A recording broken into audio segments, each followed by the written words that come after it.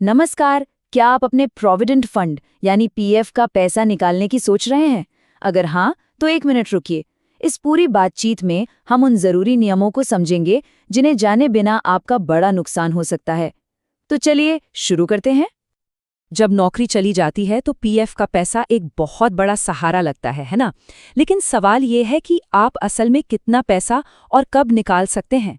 इसका जवाब जानना आपके फाइनेंशियल फ्यूचर के लिए बहुत ही जरूरी है। देखिए, बेरोजगारी के दौरान मदद के लिए नियम तो हैं, लेकिन इसमें एक टाइमलाइन है। अगर आप इसे ठीक से नहीं समझते, तो हो सकता है कि आपको इसका पूरा फायदा न मिल पाए।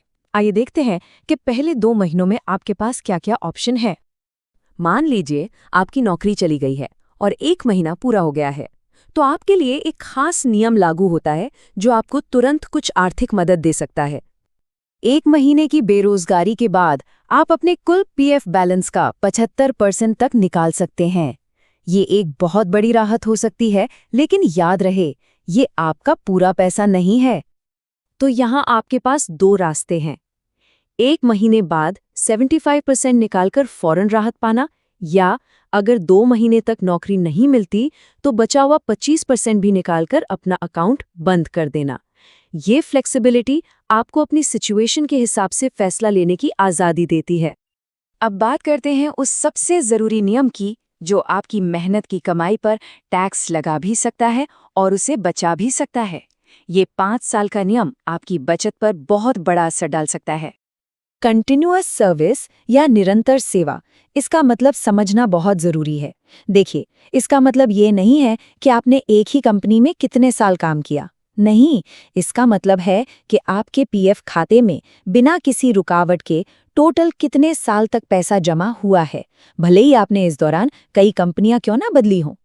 5 साल, बस ये एक नंबर है जो आपको याद रखना है। यही वो मैजिक नंबर है जो तय करता है कि आपके पीएफ का पैसा टैक्स फ्री होगा या उस पर टैक्स लगेगा।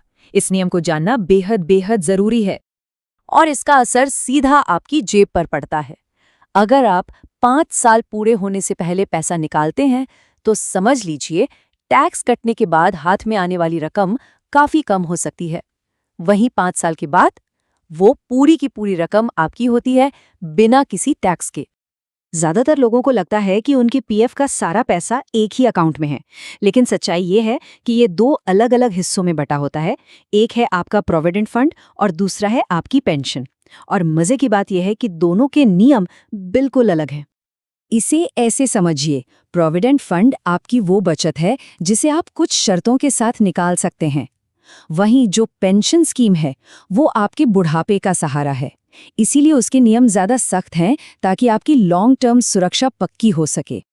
और यहीं पर एक और बड़ा नियम आता है। अगर आपने 10 साल से ज्यादा की सर्विस पूरी कर ली है तो आप पेंशन का पैसा एक साथ नहीं निकाल सकते। ये नियम ये पक्का करने के लिए है कि आपको 58 साल की उम्र के बाद एक रेगुलर पेंशन मिलती रहे। तो अब जब आप सारे नियम जान गए हैं तो सबसे बड़ा सवाल ये है कि करना क्या चाहिए। पैसा निकालना चाहिए या अपनी अगली नौकरी में ट्रांसफर करना चाहिए? आपकी लंबी अवधि की फाइनेंशियल हेल्थ के लिए क्या बेहतर है? देखिए, यहाँ आपको एक बड़ा फैसला लेना है। आज की पैसों की तंगी को दूर करने के लिए पीएफ निकालना आसान लग सकता है ना? लेकिन इसकी कीमत आपको भविष्य में चुकानी पड़ सकती है, जब आपके रिटायरमेंट के लिए कम पैसे बचेंगे। अगर आपको लगता है कि जल्द ही नई नौकरी मिल जाएगी, तो अपने पीएफ बैलेंस को ट्रांसफर करना हमेशा एक बेहतर ऑप्शन होता है। इससे न सिर्फ आपकी निरंतर सेवा बनी रहती है, बल्कि आपके पैसे पर जो कंपाउंडिंग का जादू है ना, वो भी चलता रहता है, जो आपके रिटायरमेंट फंड को कई गुना बढ़ा सकता है।